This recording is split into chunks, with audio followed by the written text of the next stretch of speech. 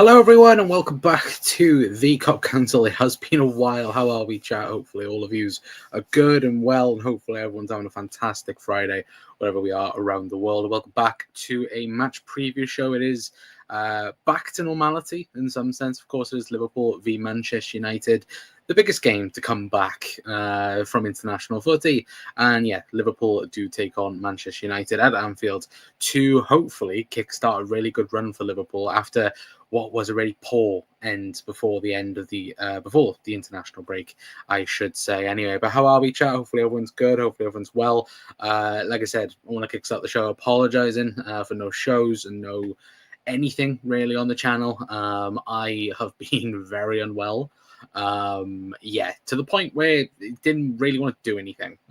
So yeah, I apologize for that. Probably the international break come at the perfect point for that to happen. But yeah, hopefully, hopefully we'll be back to normal now. I again feel decent now, but over the last 2 and a bit weeks, yeah, it has been. Yeah, I was rough, chat. Like I tell you, like cough, illness, yeah, everything. And in terms of just feeling ill wasn't the best, but we're good now, at least anyway. And the fact that the footy's back as well is also another good sign as well anyway. But big up to everyone as well. Hopefully you're doing well. Big up Ollie as well. I did see you first as well, saying here he is. But big up Ollie. Hopefully you're doing well, mate. Evening Con as well. You mighty Reds. Of course, Cal would view it as the unnecessary. For God's sake. How are we, Cal? It hasn't been 3 weeks. It's been about 2.5. But yeah, no, content will be back full firing for the next forever. Hopefully, again, because I'm not planning on getting ill anytime soon. Big up Hero as well, saying you look better for it as well. Well, for the time off. Because, do you know what? I genuinely miss it. Miss doing videos, miss editing, miss doing stuff. But yeah. But COVID 2025. Don't think it was COVID. But again, could have easily been just what it is, isn't it, in 2025. Jesus Christ, remember to think that's 5 years ago. Like, yeah, it's a bit mental. Yeah, these coughing all the time. Yeah, terrible. At the moment, but not well. Tell the truth, Colin. What's her name? It's genuinely not. I was really ill. I wish I streamed a day that I was really ill. And yeah, it was probably the worst illness because again, I'm still a little bit ill, but like I'm 100 times better than what I was 2 weeks ago. But yeah, because again, there was no Chelsea stuff either on the channel. We had the Palace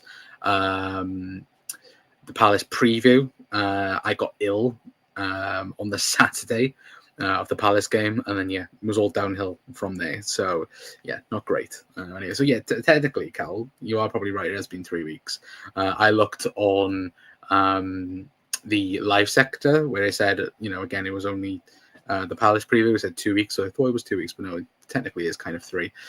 Anyway, but again, it is football. We are back with Liverpool v Manchester United. And look, don't get me wrong, it's probably the best type of game for Liverpool to come back to.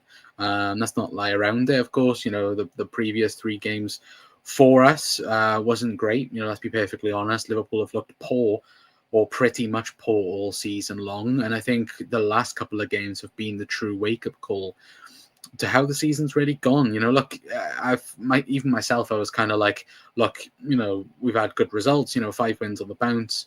You kind of look at it and go, oh, even though we're not playing great, it's one of these phases where, look, Liverpool are not playing great, but they're getting the results. And now we're at the point where Liverpool are on back-to-back defeats in the Premier League. Of course, losing to the Champions League as well in Galatasaray, but still, even with that being said, again, we don't really look at that as an ultra negative thing because again, there's so many games in the Champions League, and I think again Liverpool will finish in the qualifying phases.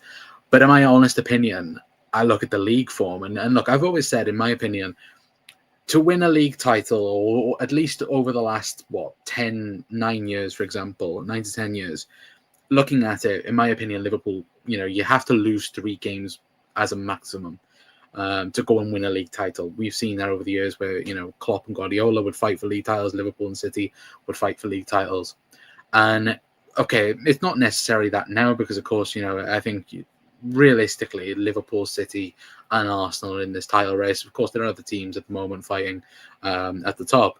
But I also look at it and go, where Liverpool pretty much have one strike left. And the type of game of Liverpool against Manchester United, it's Liverpool's biggest rivals, the biggest game in English football. And again, it being back in Anfield as well, I think is a good wake-up call for Liverpool. Because, look, in my opinion, our best game was Bournemouth at home. Opening day, I think that first 60 minutes, that's been the best that we've seen of this Liverpool team so far this season. You could even argue maybe second half of Arsenal, but I do think now there needs to be a bit more of consistency within Liverpool and how we play and the teams that we set up as well. Because again, we've seen the chop and change at right back, for example, and other positions as well. In my opinion, I think now is purely down on consistency and how, again, we see now the partnerships and the relationships within the team. Again, for example, like Florian Wirtz in the 10, Salah on the right, Isak or Ekitike up top. But I think for me, the number one thing is getting that right back position sorted. Who is Liverpool's right back for the foreseeable future? In my opinion, I do think it should be Jeremy Frimpong for now. But again, if other players playing in contention for that, of course, we spoke about Dominic Szoboszlai being a part of that as well. Again, there's conversations to be had. But again, in my opinion, I think Jeremy Frimpong should be the starting right back for Liverpool coming out at the international break, in my opinion. But look, that's just my thoughts on that anyway. But what else do we have? Hopefully the weather conditions aren't as bad as last season's game against United. That was awful. Yeah, it was pretty much. We have a recent history of getting United managers to sack. Can see it again this weekend, says Hero as well. And do you know what, Hero? You say that, and to be fair, one of the points I did have was Ruben Amorim under pressure, and I do think he is a bit under pressure. Look, is he the worst Manchester United manager ever in Premier League history? There's the debate around there, of course, with how bad Manchester United have been. I think you look at their points per game against Amorim, and I think it's under. Is it under 2? I think it's like a 1 point. Or it might even be under 1. I'm not even that sure, but. Again, they've only won, I think, only 7 or 8 games since he's become Manchester United manager. And look, he is really under pressure. I know Arne Slot today in the press conference spoke very highly in terms of, he thinks United have been better performing compared to what they was last season. But you look at the money that they have spent and look at the conditions around Manchester United. Look, if United don't get European football again for a second year, we've already seen how, Jim Radcliffe's already spoke about how, United needed to do this and that and, reform people because, they're not getting enough money in the club and this, that and the other.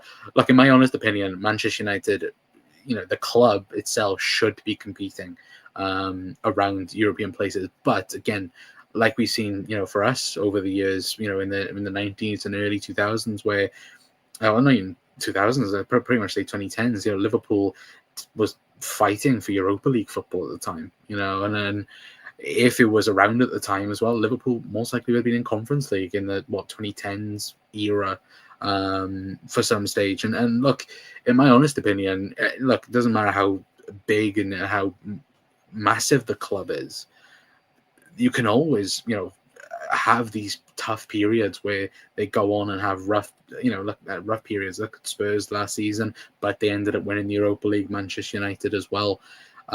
Every club can go through this. Like look at Leeds, for example. Like Leeds in the 90s and 2000s. Again, like remember growing up with Mark Viduka and fucking Harry Kewell at Leeds. So this is and again them in the Champions League. And look, everyone will go and everyone will have the conversation around like, oh, can Man United get relegated?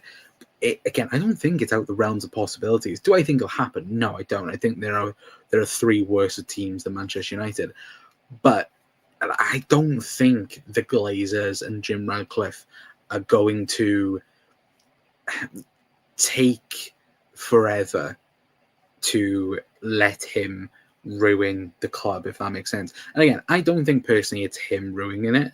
In some sense, I think the club, like I've said for a very long time, in my opinion, is rotten within, really. But the one thing I would also say, for me, he only has one way of managing, in my honest opinion. Look, when Jurgen Klopp announced that he was leaving Liverpool, Ruben Amorim was at the top of Liverpool's list in terms of a fan perspective. I think, we did videos on it, and again, at the time, it made a lot of sense. He was the up and coming manager, but the way he has kind of neglected ideas of moving away from this 3-4-3 if it doesn't work out. Like, I think the top managers in the league, like I think again, if Slot, Pep, they adapt in games. They're very adaptive to their type of system, and and if there are changes needed, then they'll go on to do that. And I think Ruben Amorim, he doesn't do that at all. It's always the 3-4-3.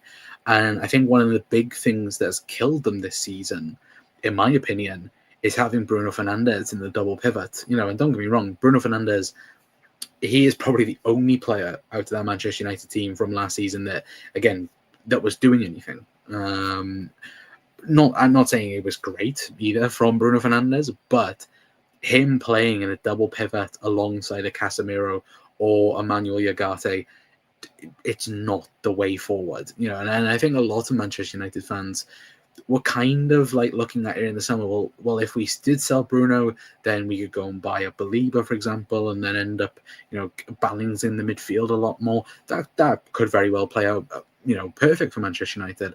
But, you've got one of the best attacking midfielders when you look at the stats and when you look at other things as well, that has done it for Manchester United over the years. When you've got that number 10 in your squad, you're playing in as a 6. Like, and if I was a Manchester United fan, I'd be fuming around that. I'd be looking at it and going, why on earth are we playing our best creator as a 6? And that for me, I genuinely think Ruben Amorim, in my opinion, for that alone, like if I was a United fan, I'd want him gone. And that's just from my perspective. Of course, I don't want him to go. I want him to, what Jim Radcliffe said about giving him 3 years to adapt to the Premier League and, showing his class. I want that to happen. I want Liverpool to have, look over to Manchester and go and laugh at them for many years to come. But I look at it as a football perspective, and I'm like, if he finishes in, let's say he finishes bottom half again and they don't have a cup runs or anything, surely he has to be sacked. Like, chat, let me know your guys' thoughts on that, because in my opinion, look, if he does get bottom half, which I don't think Manchester United will do this season, but like, I think if he does have a disappointing season again, I think he has to, in my opinion, at least anyway. Because I'm not going to lie, we talk about, the Everton and talk about the Ev, about them being crap.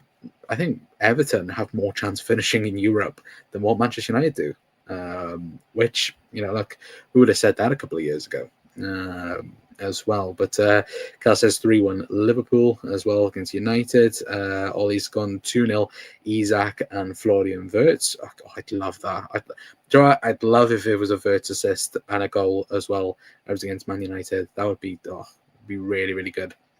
Carl says, honestly think like Everton United needs a new stadium and a reset. See, I'm kind of against that. Like, look, with Everton, I can understand it because, look, there's no lie around it. Goodison, even though it is historic and it is, it is what it is, them moving into a new stadium is better, long by, for long term for Everton Football Club, it's for the best, and it is, because again, bigger stadium, more revenue, more money, for example. Now, you look at Anfield, for example. Looking at it now, would you have wanted Hicks and Gillette to destroy Anfield and build a new stadium? No. Yeah, and that's the other turning point around it, where, in my opinion, United should do something similar like what Barcelona have done, where it is still the new camp, but it's had major development to it. Now, again, I don't know the ins and outs of Manchester United's, the whole structure and how they're doing things at the moment. But for me, if you're talking about, if I was in that situation and it was Anfield, what would I rather? I'd rather Liverpool build upon Anfield, and like what we've already done, with the main stand, with Annie Road as well. I'd like to think maybe that the Kenny Dalglish stand will end up having that at some point, even though the club have said they don't plan on doing it. But I'd like them to do it in that sense as well. So look, and look, I think at one point they will sort something out with the COP as well and have something extended on that, even though I know they've said that it's a bit impossible to do. I do think there is something you can end up doing. They will probably do it in the future. But like, I think for me, if I was United fan and I'd want them to do something like that, I'd say, renovate Old Trafford. Don't bother with this whole, Saudi, the Saudi stadium, the one that was made up by AI. And that in my opinion anyway, that's what I would do. But yeah, they are clueless here. We need a manager who vapes huge clouds on touchline. What United does, or Liverpool. Yeah, just imagine Arne Slot. Jesus Christ, can you imagine Arne Slot having a vape? Jesus. Something a bit different. I remember the Russian coach smoking cigar. Jesus Christ. It just screams 90s football, to be fair, Euro anyway. But look, at the end of the day, I think Ruben Amorim is in trouble. And I wouldn't be too surprised if he was sacked at some point this season. But again, it would have to take a lot, I think. Because I think the other thing, to be fair to him, I think Gary Neville said it. I think if... well, actually, it might not have been Gary Neville, it might have been Roy Keane, who said that they've made so many mistakes board level. The whole reason why they're hoping it turns around for Amorim is because, if he does get a couple of games on the bounce, that he has a good run, again, it'd look decent for him, wouldn't it? It'd look like, oh, we've made the brilliant decision in keeping him. It's like, no, you've made the decision to keep him for now, and then progress up.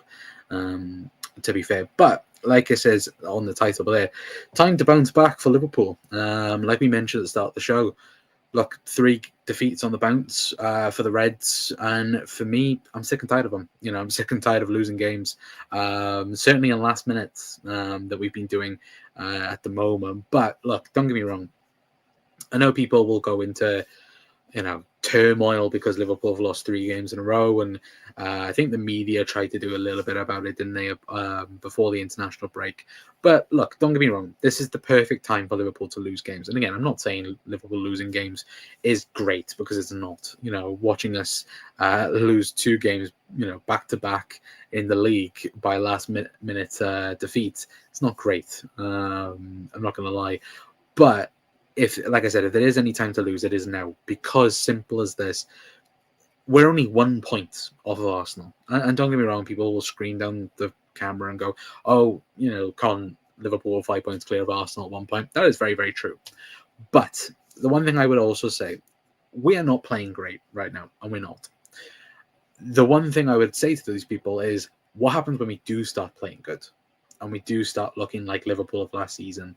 And I think, look, the people have done shows on it, and I think everyone has spoken about it in the international break, and spoken about how Liverpool, in terms of build-up, have been very, very poor. And I would agree to some extent. I do think Liverpool have been very poor in build-up, and of course, the whole thing around here is Liverpool are missing Trent Alexander-Arnold in some sense of, look, Liverpool can be, doing 1 or 2 passes, and then they'll have the long ball then from Trent. Now, what Liverpool have to do is build up through the middle, where, again, we've seen against Chelsea. Chelsea did very well in compacting the midfield and not allowing Ryan Gravenberch or allowing Alexis McAllister or even Dom Szoboszlai to have the freedom to be able to do anything. And I think the big thing I want to see personally is, instead of us playing with obviously the three of Kirkes, Virgil, and Canate, I really much want to see us play Gravenberch, Virgil, and Canate. Allow Milos Kirkes to have the freedom on the left-hand side. Allow him to be a fullback, a wing-back, if you want to be, because him as this inside Andy Robertson style from last season, it's not working, and it isn't working. And I'm hopeful that Arne Slot has kind of looked at it and gone, yeah, no, it hasn't worked out too good. Let's try and change something that will have a 3 in build up at the start, and then you'll have the likes of Florian Wirtz, Dom Szoboszlai potentially as well. But then you've got the fullbacks then of Frimpong, Kirkes, and hopefully we'll try and build up like that. And I'm hoping that's the case, and I'm hoping that's what we're going to do and change, because I've seen loads of people talking about it over the international break about how Liverpool are not performing well, Mo Salah's not performing well, and I also agree with that. Mo Salah's not performing well at the moment, and I think there are multiple factors into this. I think one of them, once again, is Trent not being as the right back, and Mo Salah would dart forward, and Trent would find a pass in behind. But I also look at it and go, for me, Liverpool are not using Mohamed Salah great at the moment either. Liverpool are not using Mo as the creative force that he was last season. I think people have looked at it, and I think people have even made jokes about Mohamed Salah, I think, only making one successful dribble all season so far. But I also look at it and go, look at the amount of touches he's had inside the box, and look how many, the creative forces that he's been so far.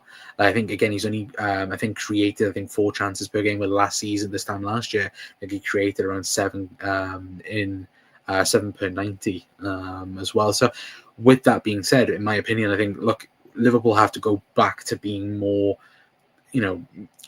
being more productive with Mo Salah. And not force him out wide. But again, how do you get that with Florian Wirtz as your attacking midfielder?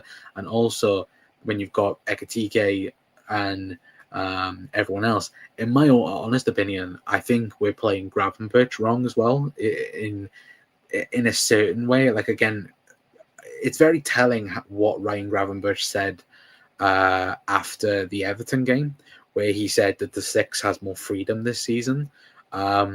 I think we've suffered from that a little bit, and again, that's not Ryan Gravenberch's fault, but I also look at it and go, it's Arne Slot's fault for allowing the 6 to have the freedom, when, again, last season our most stable position was the 6, because Ryan Gravenberch was so good. Again, and the only way we could really create and build up against Chelsea was the half turn against. The half turn that Ryan Gravenberch normally does, and then we obviously would progress the ball further up. And it doesn't help either when your left wing and your right wing isn't creative at all. So the only people trying to create anything is maybe Virgil with the long ball over the top, or it's either Gravenberch, McAllister, and Wirtz trying to do something, and then can't do it because they're compacting the midfield so good. This is where I think potentially, against Manchester United, I think our fullback play is going to be so important, because, again, they're going to try and compact the middle. They're going to try and stop Ryan Gravenberch from progressing the ball. They're going to try and stop Dominic Szoboszlai, which I think, in my opinion, I think that's the double pivot against United. I don't think Maka should start the game. I think Dom should probably start alongside Grav for the game. I don't know about you guys thinking about that as well. But I think that, realistically, they're going to be compacting that midfield. And I think the fullback of Jeremy Frimpong on the right, Kirkes on the left, with hopefully, the front 3 of Ekitike, Salah and Isak, I think that is going to be the best attacking way to beat Manchester United. going into Sunday anyway. But let me know your guys' thoughts anyway, and also let me know your guys' thoughts on who you think is going to be the most important player for Sunday's game, because in my honest opinion, I do think Kirkes could be it for us. I really do, if he's given freedom. But once again, that's depending on Arne Slott's system and what he thinks will be best, and of course we'll see that Sunday. Hero says we're going to start playing good now, or it's over for the season. It's a period before winter is crucial for momentum. Yeah, absolutely. I think people kind of forget. Look, from this time last year, Liverpool were only 1 point off from this time last year compared to this season. And look, I think over the 10 game, over a 10 game period, I think Liverpool have had the toughest start of the league, I think. But again, every game is hard in the league, so it's hard for me to say that. But I also look at it and go, in my opinion, Liverpool, with all the signings we made, and look, the summer it was full of signings, wasn't it? We were signing everyone that we were getting linked with. But of course, we need time to adjust in that. I think Arne Slot last year, this period where it was from international break to international break, we went on, was it 12 games on a winning streak in all competitions? And we kind of hope now that's going to be the same for this season, where it is the change up and it is the change in momentum from like we saw last season. Will hopefully shift to this season as well. But Evening Doug as well, hopefully doing well, mate. Ollie says it's a long season. Absolutely. We're going to click soon, hopefully. Back on Sunday. Well, hopefully. Like I said, if there is any game to do it, it's Manchester United at Anfield. And that's the hopeful dream anyway. But Talia all been 3-1. Hugo a hat trick as well. Well, again, I'd love it if it was 7-0 again. Because I think someone said like the last time Liverpool played United at 4:30 on a Sunday, it was 7-0 at Anfield. So again, hoping for the same. But 4 hard Anfield fixtures coming up: United, Villa, Palace, and Real Madrid. Yeah, that Madrid game. Hoping a certain someone is fit and ready for that game. Go on, Virgil, just nudge him. Ollie, there's a mini 1 week break in November. Yeah, international break in November. Unfortunately, again, and then that's the last one until March, I want to say, and then obviously then World Cup then in the summer. Rio must start on the left. A question for the chat as well: who starts on the left for Liverpool? Hugo Ekitike, Cody Gakpo, or Rio Ngamoa? In my opinion, I want to see Hugo on the left. I don't want to see Cody. Personally, I don't want to see Cody on the left because I'm still having flashbacks to me absolutely screaming my head off at Cody Gakpo against Chelsea. Like, Jesus Christ, man. The fella did the same thing over and over again. It didn't work once in the entire game. Hero says, ICBA with international games, to be honest. World Cup finals is already, but this is where it is. Premier League is huge as well. Yeah, very, very true. Again, like the problem is, right, because we were having the conversation. I was having the conversation with Jack during the international break, and I like obviously Jack, McKindo's done he's done watch-alongs for the previous World Cup that was in Qatar. Now, I think all of the games, I'm right in saying, like the earliest one is like 11 o'clock in the night. Like everyone's going to be watching England games at like 4 o'clock in the morning, which will be pretty funny, to be fair. But yeah, I think Spain will win the World Cup. I think that, well, depending on if Rodri is 100%. If Rodri is 100%, I think Spain win the World Cup, personally. But again, it could be Spain, it could be Argentina. I'm not putting England in the conversation. That will piss off a couple of people. No, but yeah, no, I'd say Spain, France, Argentina.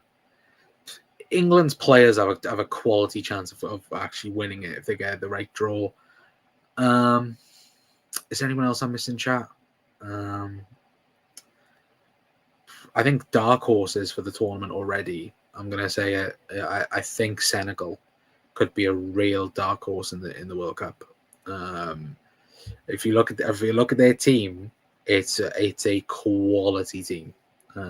So yeah, they're my dark horses already for the World Cup. So clip that. If they do well, then I predicted it 6 months in advance, or 8 months in advance. Calcon, Mabadashvili, Frimpong, Gomez, Van Dijk, Kirkez, Szoboszlai, Grav, Wirtz, Gakpo, Isak, and Salah. So you've got Gakpo on the left, Cal. No, that's gone to the World Cup. Guys gone Rio, Ekatike in the 9. To go no Isak, Gary as well. Very interesting. Ekatike for Ollie. Big up John as well. Hope you're doing well, mate. Says, hi Con, what do you think of Bradley's form for Northern Ireland and not performing for us and picking up silly bookings? Again, I've not seen any international footy, I'm not going to lie, apart from I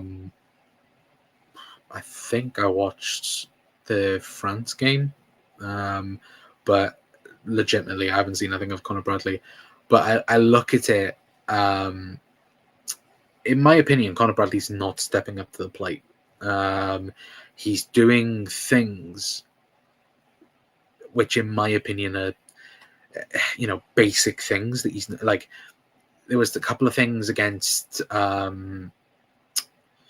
Who was it against? It was a couple of games like this past couple of weeks that he's done really poor. And he's doing the same simple thing, like allowing people to run down the byline, easy crossing, easy pass. Not stopping the cross, not stopping the tackle. Like he should be doing these things now. Where again, Arne Slot's given him the confidence to go on and be Liverpool's number one right back. He's not he's not giving the same faith as what Arne Slot's given him, in my opinion. And this is why I still think Arne Slot's currently debating putting Szoboszlai at right back, because at the moment none of the right backs are performing. And look, Jeremy Frimpong, in my opinion, I thought he had a really good game against Bournemouth. And then of course got injured, and now playing right wing in the Champions League and so on. For me, I think he needs a run of games of right back for Liverpool to be able to again be really good for us. And I think you should do that against United. I think against United, he should be the number one right back. Again, I don't think Conor Bradley should be there. I think right now, if we're being perfectly honest and we're rating the right backs, again, I think Szoboszlai has been probably our player of the season for not Virgil van Dijk. I think Van Dijk has been immense for us this season so far. But Szoboszlai is a very close second. But the right back situation at the minute, Conor Bradley's at the bottom of that, in my opinion. I think right now, if we're listing it, you go, first Szoboszlai, second Frimpong, and Bradley third, sorry, in my opinion. But front three, Ekatike, Isak, Mo. That would be my front three for the weekend. Bradley is awful, says Cal. Can't cross at all. Can't tackle at the moment. You can't stop the cross either. To be fair, Cal, as well. That's the thing for me, where this is the end. For not the end really, but it's just the simple things. Like, come on, like you were doing it last season. Like if you go and watch the Forest game from last season, Conor Bradley cost us in that game. Like, and again, it's not just him; it's the fact that Liverpool don't capitalize on certain situations, and also Arne Slot thought that Trent was a midfielder for an afternoon as well, and quickly found out that's not the case.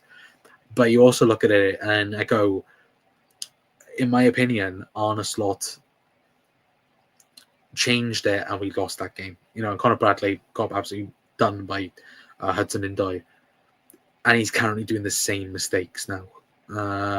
Which again, he's young, and hopefully it will get changed. But yeah, he's not performing at the minute. But pick the team that cost the most. So yeah, did you cost 50 million this summer? Get in the team. Yeah, that's pretty much the case at the minute. Gary, sorry mate, but that lineup isn't happening. What did Gary put in?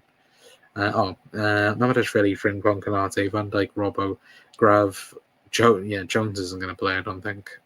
Rio Verts. So as well. I think Rio will start games this summer. But look, my team, we go to starting line predictions again. I haven't got a graphic for it, which is stupid on me. But starting 11s, I'm going to go. What? We'll go Mamadashvili in goal, Frimpong, Konate, Virgil, and Kirkez. Midfield of Grav, Szoboszlai, and Verts.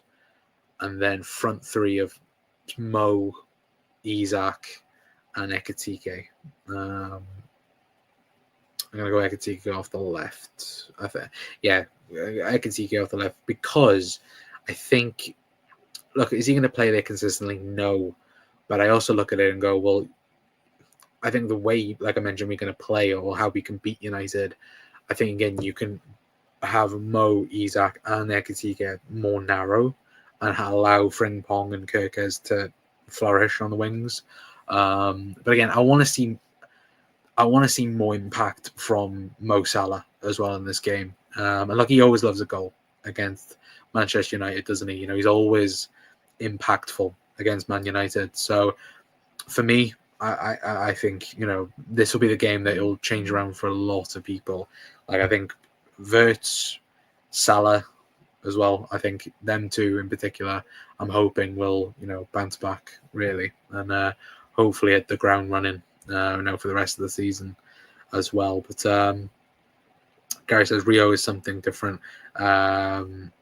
It's that's quite funny. It's to again, I think Rio, you have to take your time, but also I think he will have massive impact for Liverpool this season. I have no doubts about that. Carl says I think Ekitike is a good winger. Yeah, he can be. I think he can be. But again, is it going to be a consistent thing? No. And I don't think anyone should hide around that. It's not going to be a consistent feature that Ekitike is going to be on the wing. But I think for this game in particular, I think Cody. I don't want to see Cody on the left. I'm not going to lie. I think the rumors of Semenyo this week, it could be an early sign already for what Liverpool might do in the future.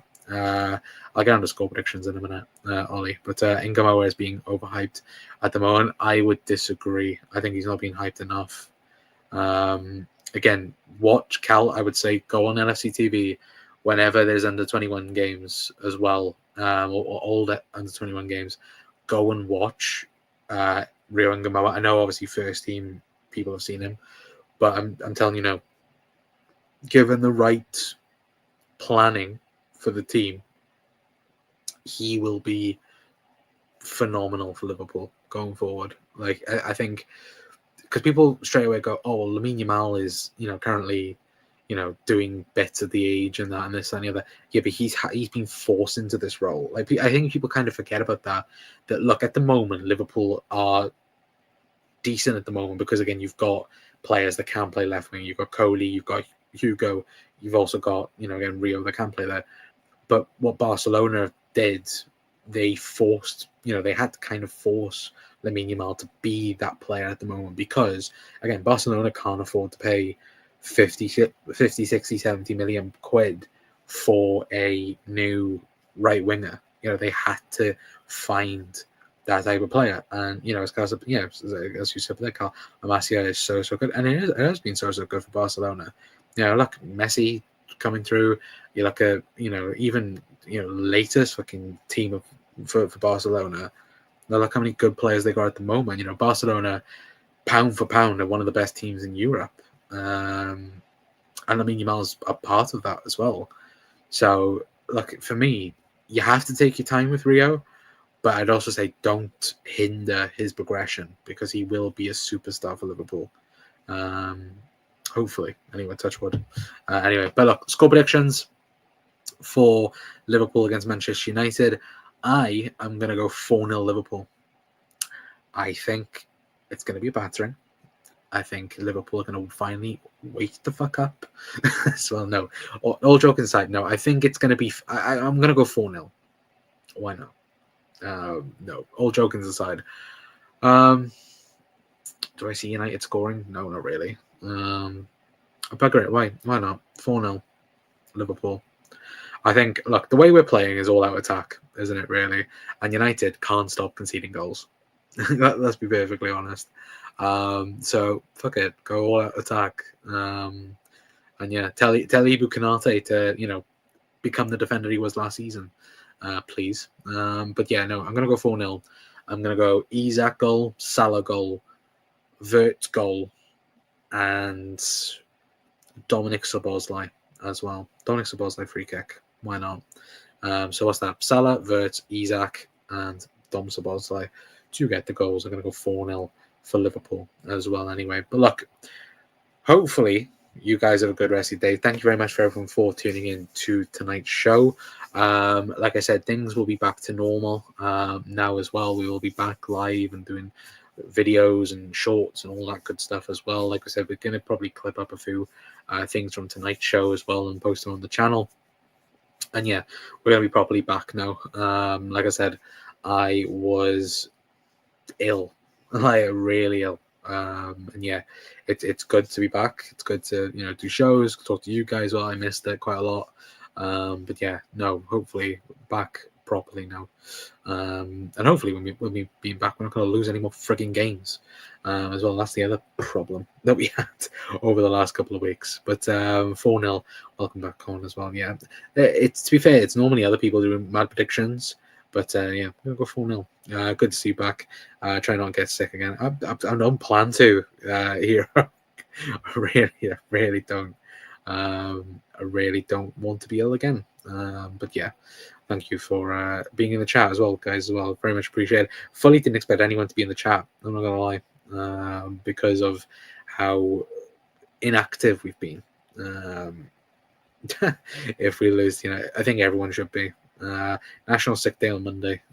Anyway, hero. But yeah, look, hopefully you guys have a good rest of your weekends. Well, like I said, we're probably going to clip up a few things from tonight's show that will be up tomorrow. But yeah, like I said, from Monday onwards will be new shows, and we'll be back to normal doing videos and so on as well. But yeah, we'll probably be back now, like properly. So yeah, be good to do other videos as well, other than match previews. To be fair, as well. But look, we might be back live tomorrow for another episode.